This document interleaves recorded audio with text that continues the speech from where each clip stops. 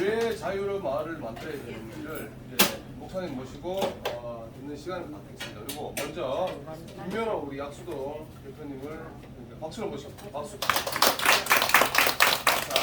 인사 한번 조금 더 하고 먼저 국민의대를 먼저 하겠습니다. 자, 자리에서 일어나 주시기 바랍니다. 태극기는 이쪽 제 왼쪽 상단에 있습니다. 자, 국회에 대한 경애.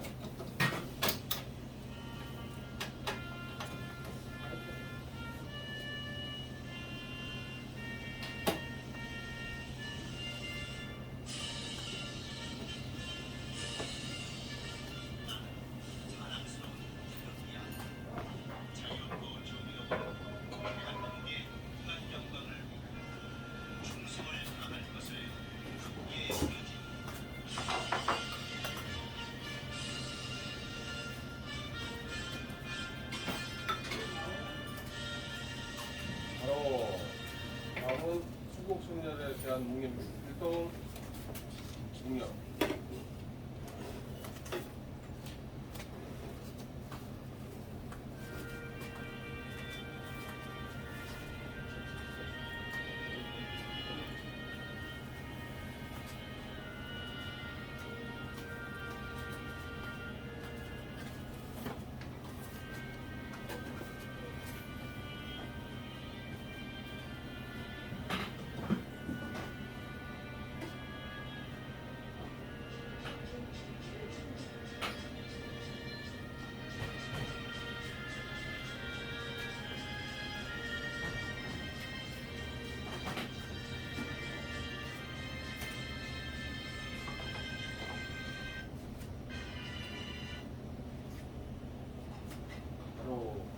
다음은 대국가 대창을 1절만 하겠습니다. 시작. 동해물과 백두산이 마르고 닳도록 하느님이 도와사 우리나라 만세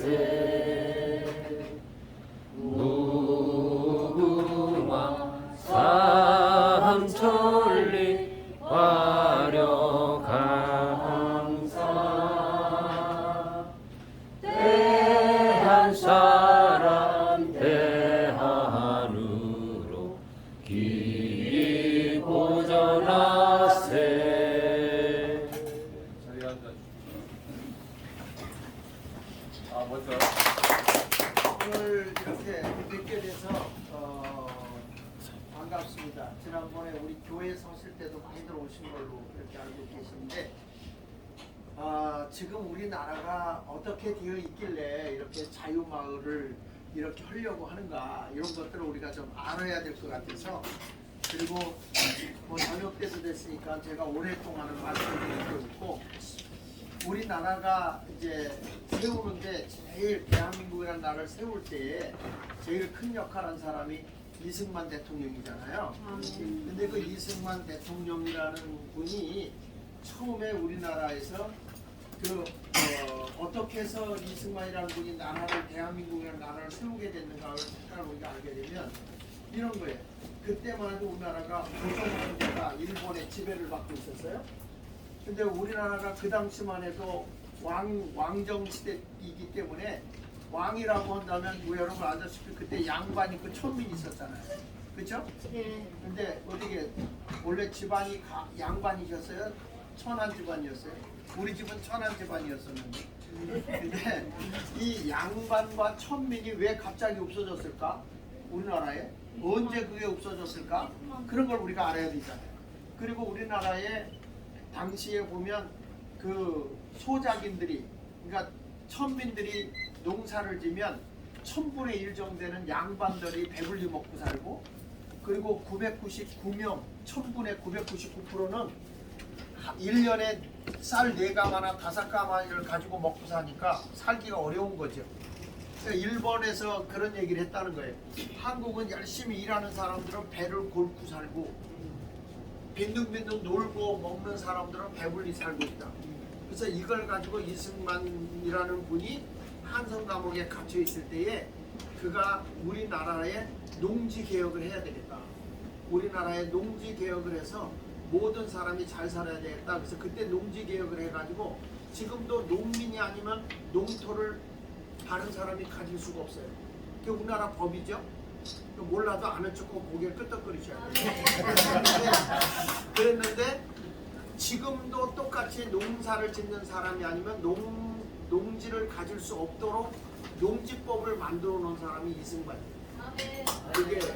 그게 1951년도예요. 그 정도로 우리나라의 농지를 개혁해서 지금 브라질이나 필리핀이나 인도나 이런 데보다 우리나라가 훨씬 못 살았거든요. 근데 지금은 어떻게 그렇게 잘 살게 됐냐 하면은 모든 역사학자들이 평가하는 것이 농지 개혁 때문에 그게 됐다. 이런 얘기예요. 농지 개혁만 안 돼서 우리나라가 못 사는 겁니다. 그렇게 우리 지도자 한 사람이 애를 써가지고 나라를 세우는데 이제 처음에 우리나라에 아펜잘라 미국의 선교사가 와서 예수 믿으라고 하니까 그 이승만이가 뭐라고 얘기하냐면 나는 우리 아버지가 유교다. 그리고 우리 엄마가 불교 신자다. 그러니까 나는 예수를 안 믿는다 그랬어요. 근데 이 사람이 너무 우리나라가 일본에 눌려 있는데 고종 황제가 거기다 급실되고 있으니까 대한민국을 다시 혁명을 일으켜야 되겠다고 해서 이승만과 여러 사람이 혁명을 일으키려고 하다가 걸려서 한성 감옥에 간 거예요. 한성 감옥에 가서 그가 이제 그 감옥 생활을 하고 있는데 김옥균이라는 사람이 권총 한 잔을 주면서 너는 절대 평생토록 감옥에서 못 나오니까 탈옥을 해라. 그래서 탈옥을 하려고 하다가 그게 걸려요. 그래서 이승만이를 큰 칼로 목에 채우고 상상할 수 없는 고문을 가하는데 손가락 사이에다가 막대기를 끼고 손가락 뼈를 으스러뜨려요. 그래서 자기가 글을 정상으로 쓰는데 약 6년이 걸려서 글을 쓰게 됐다는 게 이승만이에요. 너무 뼈를 으스러뜨려서. 그래서 그는 거기서 죽을 수밖에 없었는데 선교사들의 그 노력으로 인해서 기적적으로 살아나오게 되는데 거기서 그가 성경책을 읽다가 깨달은 게 뭐냐면 예수님이 십자가 위에 죽어서 인류를 구원하려고 했다면 내가 이 감옥에서 죽어서 대한민국을 잘 사는 나라로 만들 수 있다면 내가 그 길을 걸어가겠다. 그게 바로 이승만이에요. 그래서 이승만이가 거기서 성경을 읽다가 깨달은 게 뭐냐면 모든 사람을 잘 살게 하기 위해서는 기독교의 복음이 기초가 되어야 된다. 왜냐하면 변화되지 않은 사람 가지고서는 나라를 새롭게 만들 수가 없다. 그러니까 거기서 세 번째 페이지를 한번 보시면요. 마음이 잘못된 백성. 여기 나오죠? 여기. 예, 거기. 예, 여기. 자, 거기 한번 글을 읽어볼게요. 여러분 글 읽지 알죠? 글 읽을지 아시죠? 이승만 대통령 때는 그때 세울 때 글 모르는 사람이 88%였어요.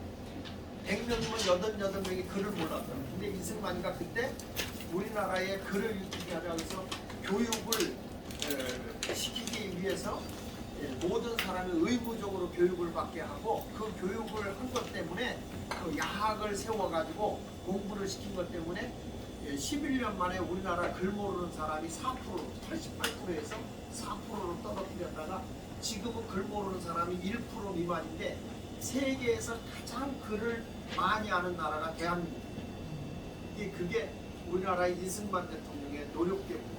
그래서 내가 글 읽을지 알죠? 이렇게 물어본 거는 무시한 게 아니고 우리가 그래서 글을 잘 알게 됐다. 이걸 알으라는 거예요. 거기 보면 같이 읽어볼게요.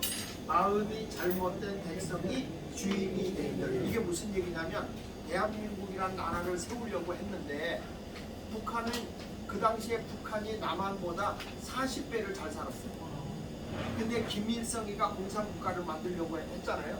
그러니까 대한민국보다도 이 김일성이가 조선인민민주공화국을 먼저 세웠어요.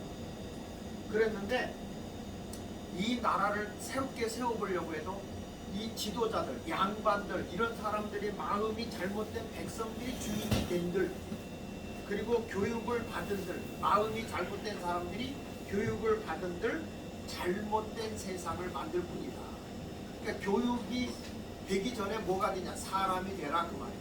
마음이 바로 돼야 된다 그런 얘기예요. 그래서 그렇다면 무엇으로 마음을 바로잡을 수 있냐? 사람의 마음을 바로잡을 수 있는 게 뭐냐? 이승만이가 깨닫고 보니까 우리나라에 불교도 있었고 유교도 있었고 다 있었는데 사람을 새롭게 만드는 것은 기독교의 복음밖에 없더라. 그래서 거기서 결론은 기독교의 복음이다 하면서 개방을 하든지 새로운 학문을 배우든지 외교를 하든지 주권, 우리 국민의 주권을 갖든지 도덕, 자유도 중요하지만 기독교가 기초가 되지 않으면 허사가 되더라. 사람의 마음이 바로 고쳐지지 않으면 아무리 새로운 걸 세우려고도 안 된다.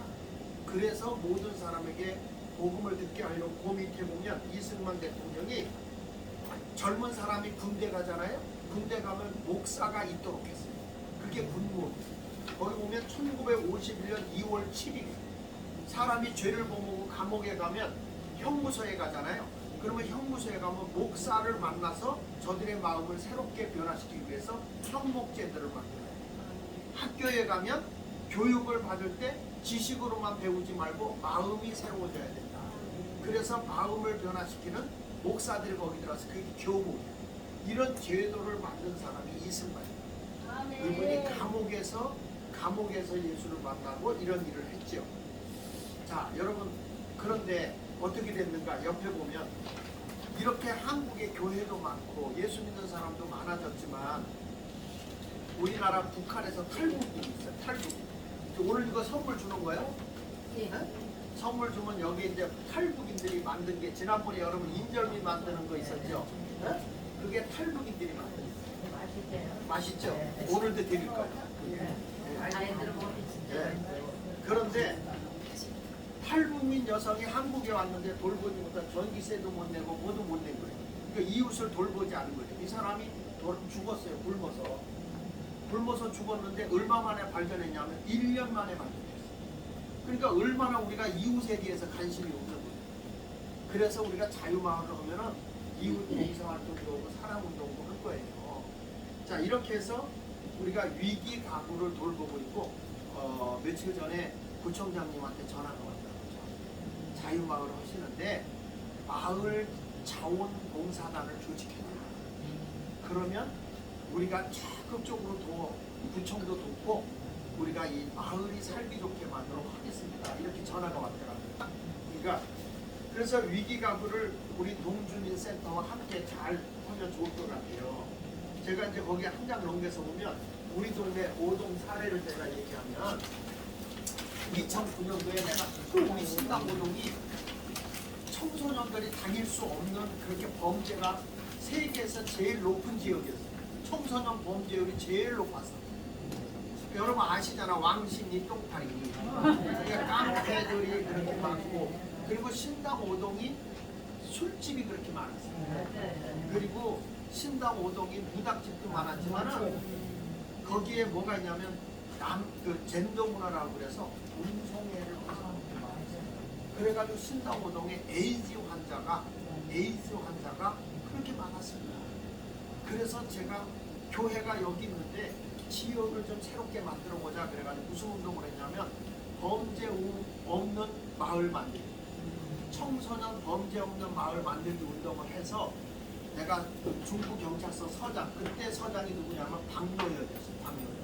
그 서장님을 만나서 우리 여기 범죄 없는 마을 만들 테니 당신들 경찰도 협력해달라. 그랬더니 그분이 영어를 잘하더라고. 오케이 그러더라고. 오케이가 영어잖아요. 그래서 그 다음에 구청이 그때 누구였었냐면 그 심장마비로 돌아가신 분이 누구였죠? 성락합 씨가 그렇게 협력을 해줬어요. 성락합 씨가. 성락합 씨. 그 다음에 이제 우리 지역에 있는 교회들 그리고 청소년 그리고 내가 광고 그때만은 제가 텔레비에 기독교 TV에 많이 나올 때가 목사 중에 제가 인기 있었거든요. 그래서 광고를 했더니 전국에서 이렇게 그림 그리는 벽화 그리는 사람들 이런 사람들이 와가지고 같이 도와줬어요. 그 운동을 하는데 얼마나 귀한 일을 하냐면 딱 2년이 지나니까 우리 동네가 청소년 범죄율이 제일 높았던 지역인데 내일 경제신문에 보도가 됐죠. 청소년 범죄율 0%. 한 건도 일어나지 않았어요. 2년 동안. 그래서 이게 서울에 소문이 났어요. 소문이 나가지고 서울시에서 중구에다가 포상금 2억을 줬어요. 2억. 놀래지도 않네. 여러분들은 받지 못했으니까. 그러니까 2억을 줬는데 그게 신당 5동 때문에 받은 건데 우리한테 돈 안 주더라고. 이게 중구청에서 이제 모든 동네를 다 나누어서 이렇게 줬던 거예요. 그래가지고 옆에 보면 사진에 아가씨 하나 있죠? 네, 걔가 이제 우리 교회에 강한솔이라고 하는 청년인데 이 청년이 이 소문이 어디까지 났냐면 유엔에까지 소문이 났어요. 유엔에까지 소문 나가지고 전 세계의 청년들이 모이는 곳에 초대를 받아요.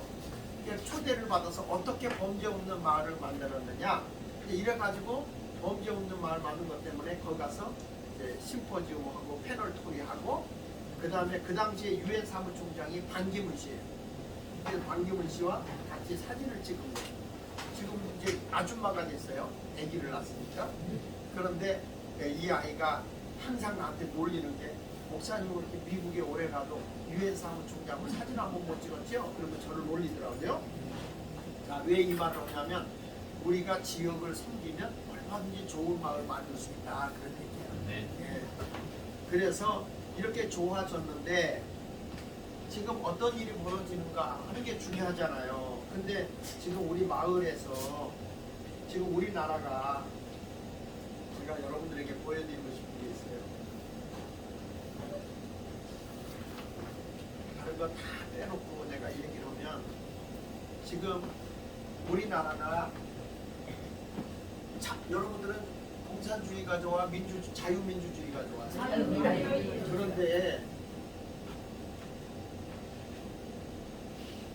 그런데 여기 보십시오. 이게 어디냐면 거창이요, 거창. 거제도의 시청 광장 앞에 인공지가 달려있어요. 이게 작년 10월 22일 날, 10월 31일 날. 여러분 끔찍하잖아요. 이게 얼마만큼 하부조직이 공산화가 되는지. 그 다음에 이건 뭐냐면 창원이에요. 제가 그저께 거창에 가서 이 자유마을 특강을 했는데 그렇게 사람이 많이 모였어요. 진주, 창원 이런 데서 다 몰려들어가지고 이 교육을 받는 거예요. 왜냐?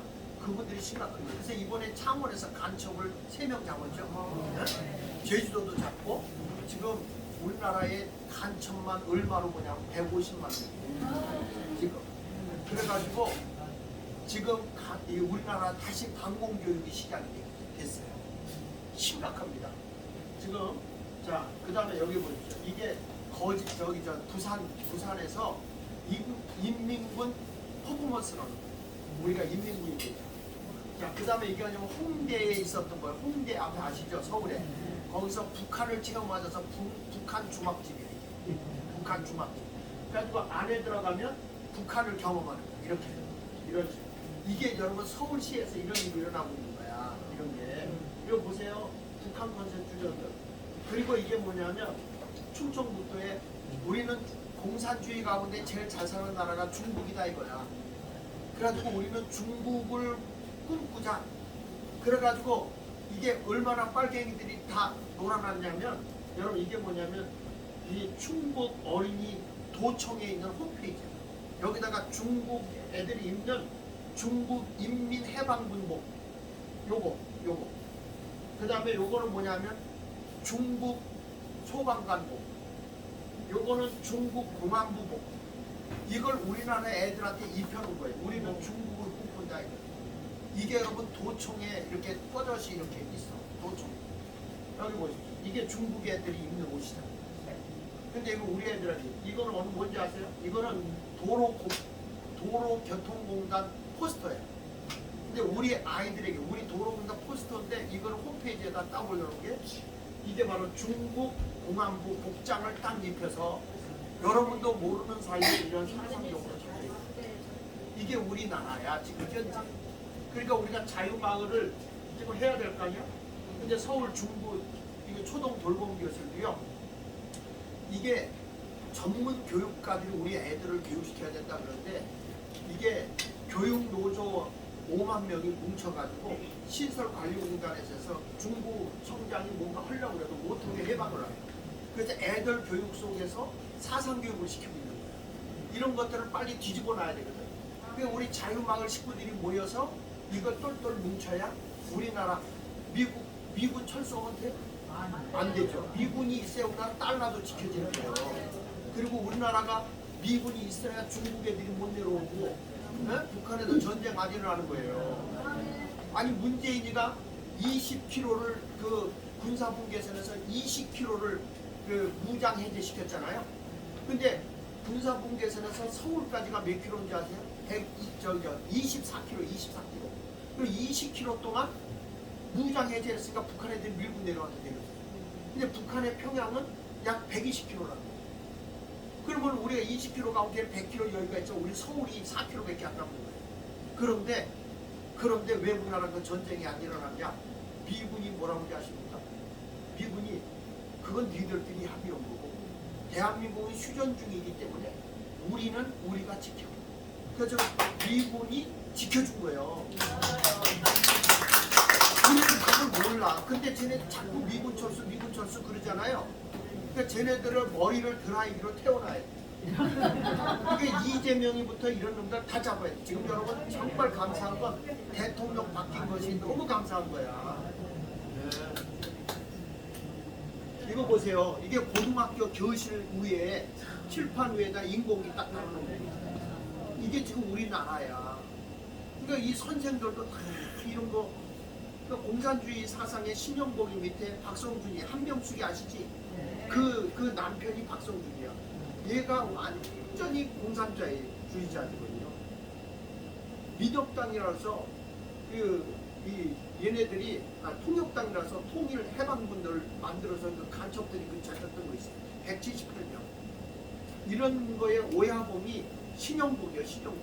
신영복 바로 밑에가 박성준이. 그 밑에가 한명숙. 완전히 대학까지도 다 장악했어요. 이제 시간 되면 내가 설명해줄게. 이거 보십시오. 우리 민족끼리 해가지고 지금도 데모하는 거예요. 얘네들이 뭐냐 미군 철수하라는 거예요. 자 이렇게 해가지고 전교조에서 창립선언을 보면 뭐냐면 이런 얘기예요.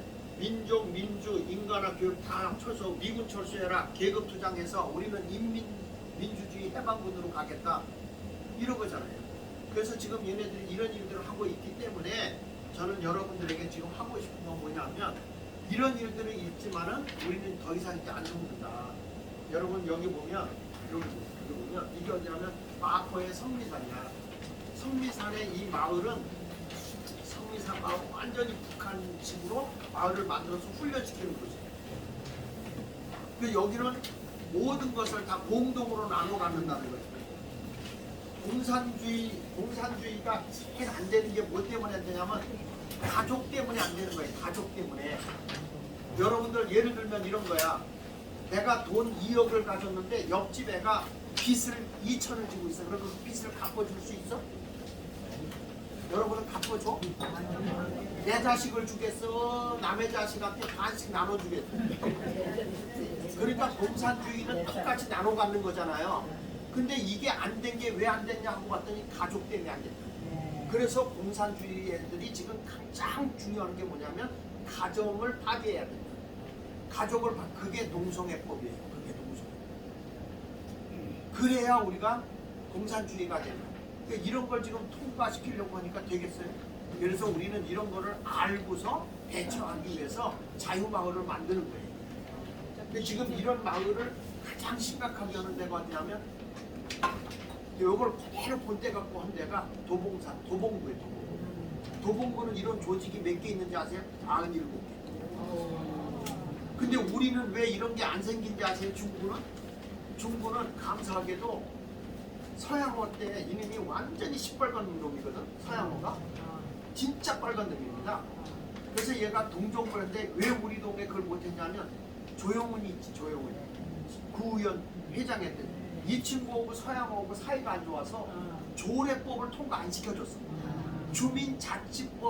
주민자치회라는 조례법을 통과 안 시켜줬어. 그래서 우리 중부는 그게 덜한 거예요. 그래도 얘가 자기 상가 끌어다가 동정부를 만들고 그래서 감옥에 가 있는 거예요. 그래도 우리는 그래도 감사하지만 다른 동네는 심각해. 다른 동네는 시뻘개요 지금. 그래서 우리가 정신 차려야 되는 거예요. 그래서 여기 보면 이제 앞으로 우리가 마을 공동체를 잘 이뤄서 봉사활동도 하고 이제 경제 공동체도 세우고 교육도 하고 우리가 다 좋은 마을 만들고 구청장도 우리가 바꿔놨잖아. 그쵸?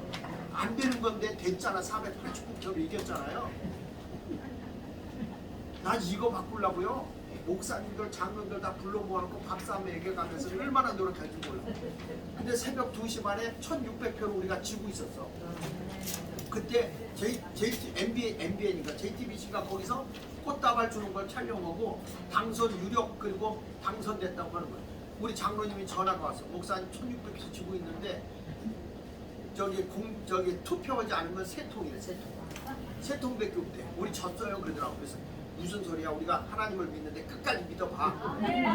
그런데 세 통이 뒤집는데 몰표가 나오고 그래가지고 489표 역전해서 이긴 거예요. 그 나는 천국 갈 때까지 489표를 못 이겨.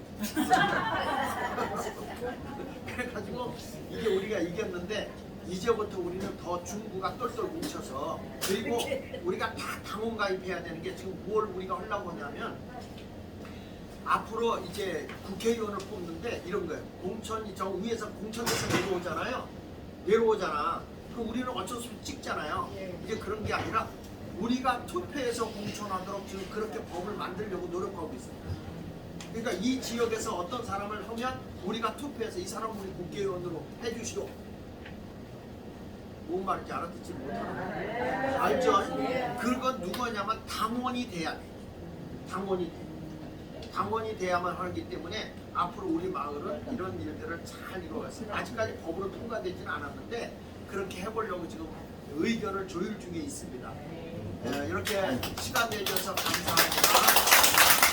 우리 자유마을을 열심히 한번 해봐야죠. 그러니까 앞으로 이게 동네 다 연합하고 우리 박창배 대표님이 너무 애를 쓰시고 우리 박창배 대표님이 이렇게 여러분들 이렇게 대표님하고 같이 움직이잖아. 근데 거기에 또 우리 만부장 되는 우리 자유마을 이쪽에서는 우리 김순녀 전도사님이 다 응원하고 같이 보조하는데 앞으로 열심히 여러분